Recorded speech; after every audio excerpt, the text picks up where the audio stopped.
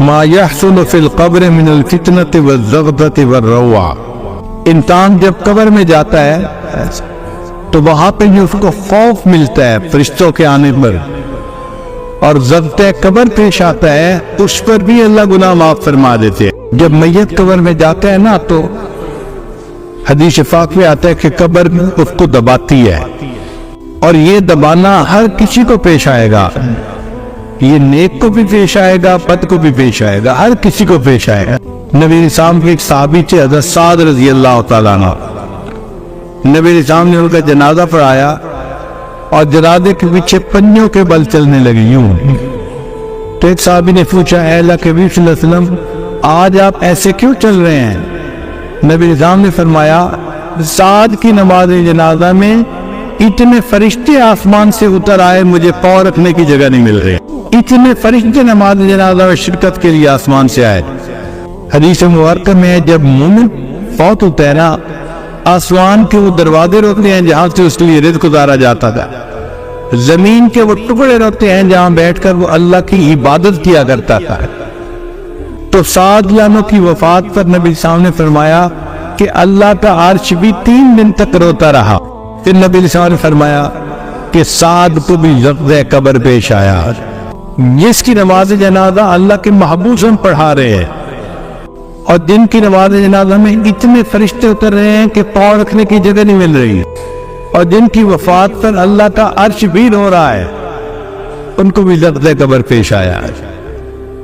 اس کا مطلب یہ ضبط قبر ہر بندے کو پیش آنا ہے، نیک ہو یا بد ہو. کیوں پیش آنا ہے اس کی وجہ بھی سن لیجیے. آپ ریسٹورنٹ پہ جاتے ہیں، بھئی مجھے چائے پلا دو، تو آپ کو 5 روپیہ اس کا بل دینا پڑتا ہے. پھر آپ کہتے ہیں نہیں اس کے ساتھ ذرا 2-4 کباب بھی لے آؤ، تو اب بل جو ہے وہ 100-200 روپے ہو جائے گا. آپ کہتے ہیں نہیں یار مجھے بھوک لگی ہے، کھانا کھانا ہے، اب ہزاروں میں بل چلا جائے گا. جتنا کھانا بڑھتا گیا اتنا ہی اس کی پرائس بڑھتی گئی. ہم دنیا میں جو جائز لذتیں لیتے ہیں نا، ان جائز لذتوں کی بھی قیمت ہے. اب ایک بندے نے عیش کی زندگی گزاری، امیر بندہ تھا، اور ایک بندے نے غربت کی زندگی گزاری. اب امیر بندے کو اس کا بل تو پے کرنا پڑے گا نا، تو کیسے کرے گا؟ ضبط قبر کی وجہ سے پیش کرے گا. غریب آدمی کو کم پیش آئے گا اور امیر آدمی کو زیادہ پیش آئے گا. اس لیے ہمارے بزرگ جائز لذتوں سے بھی پرہیز کرتے تھے. ہم تو ناجائز لذتوں کے پیچھے بھاگتے پھرتے ہیں نا، وہ جائز لذتوں سے بھی جو ہے پرہیز کرتے تھے.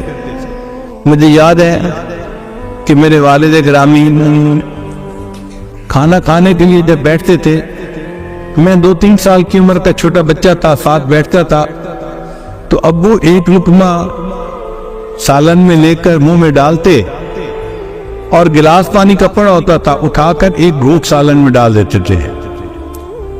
مجھے سمجھ نہیں آتی تھی بات. میں پوچھتا تھا ابو اتنا مزیدار سالن امی نے بنایا اور آپ نے اس میں ایک گھونٹ پانی ڈال کے اس کو بے مزہ کر دیا. اب اس کا جواب نہیں دیتے تھے. اتنا کہتے تھے تم اپنا کام کرو، مجھ سے یہ باتیں نہ پوچھو. پوری زندگی انہوں نے کچھ نہیں بتایا. جب ان کی وفات ہوئی تو پھر والدہ صاحبہ نے مجھے بتایا کہ بیٹا وہ کہتے تھے کہ یہ نفس دشمن ہے، ہم اس کو لذتیں دنیا میں کیوں دیں.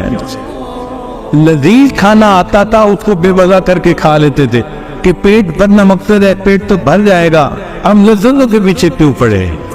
تو ہمارے اکابر جائز لذتوں سے بھی پرہیز کرتے تھے، ہم ناجائز لذتوں کے پیچھے پڑتے ہیں. ہاں ایک بات اور ہے کہ ضبط قبر تو مومن کو بھی پیش آئے گا اور کافر کو بھی پیش آئے گا، مگر دونوں میں زمین آسمان کا فرق ہے. جو کافر کو پیش آئے گا وہ قبر کی دیواریں اس کو دبائیں گی، حتیٰ کہ ایک طرف کی پسلیاں دوسری طرف چلی جائیں گی، اس کی ہڈیاں ٹوٹیں گی، اس کو تکلیف ہوگی. اور مومن کو جو ضبط قبر پیش آئے گا وہ تکلیف کا باعث نہیں ہوگا. وہ ایسا ہی ہے جیسے آپ کے سر میں درد ہو تو آپ بیٹے کو بلا کے کہتے ہیں بیٹے ذرا سر دبا دو. اب بیٹے کے سر دبانے سے آپ کو تکلیف ہو رہی ہوتی ہے، راحت مل رہی ہوتی ہے، بیٹا تھوڑی دیر اور دبا دو، بیٹا ذرا میرے پاؤں میں درد ہو رہا ہے انہیں بھی دبا دو۔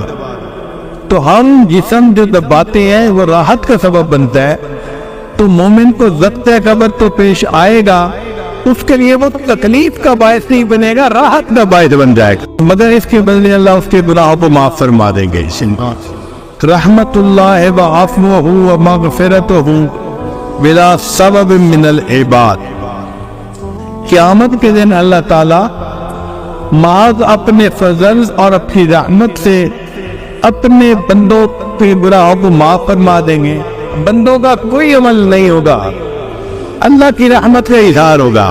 چنانچہ مفسرین نے لکھا ہے قیامت کے دن نیک لوگ شفاعت کریں گے، شہداء کریں گے، صالحین کریں گے، انبیاء کریں گے، سید الانبیاء کریں گے، سب جب شفاعت کر چکیں گے، جنتی سارے کے سارے جس کی چاہیں گے شفاعت کریں گے، ایک ایسا وقت آئے گا کہ کوئی شفاعت کرنے والا نہیں ہوگا، اللہ فرمائیں گے ہر شفاعت کرنے والے نے شفاعت کی اور اپنی رحمت کا اظہار کیا، اب میں پروردگار اپنی رحمت کا اظہار کرتا ہوں، اللہ تعالیٰ جہنم میں سے لوگوں کی پین لپیں بھریں گے اور ان کو اللہ تعالیٰ جہنم سے نکال کے جنت عطا فرمائے۔ لپ کہتے ہیں یہ جو دونوں ہاتھ یوں بھرتے ہیں نا، اب آپ دیکھیں کہ اگر گندم کے دانے ہوں اور میں یوں دونوں لپ بھروں تو وہ سینکڑوں میں نہیں ہوں گے، ہزاروں میں اس لپ میں آ جائیں گے دانے ہیں۔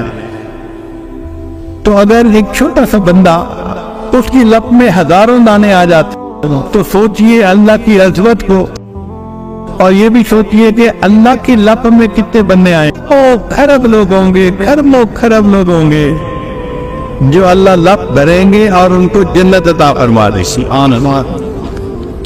حدیث مبارکہ میں ہے کہ نبی اسلام تشریف فرما تھے اور اللہ تعالیٰ سے رحمت کی دعا فرما رہے تھے،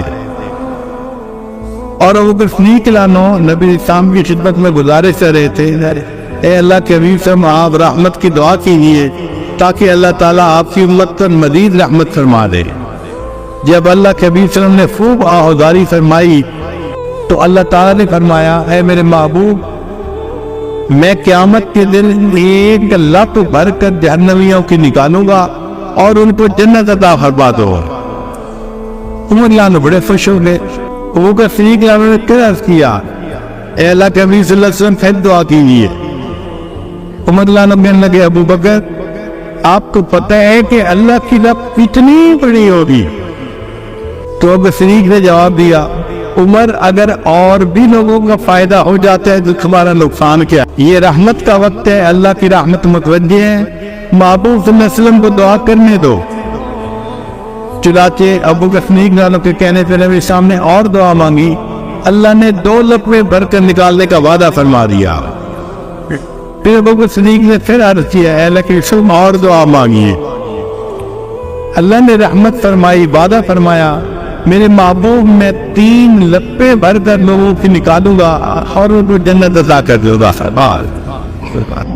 امام غزالی رحمۃ اللہ اپنی کتاب میں اس حدیث پاک کو لکھنے کے بعد کہتے ہیں کہ مجھے اس سے تو بھروسہ نہیں کہ میں اپنے عملوں کی وجہ سے جنت میں جاؤں، اللہ جن کو آپ اپنی رحمت سے نکالیں گے اور جنت عطا فرمائیں گے مجھے بھی ان میں شامل فرما لینا۔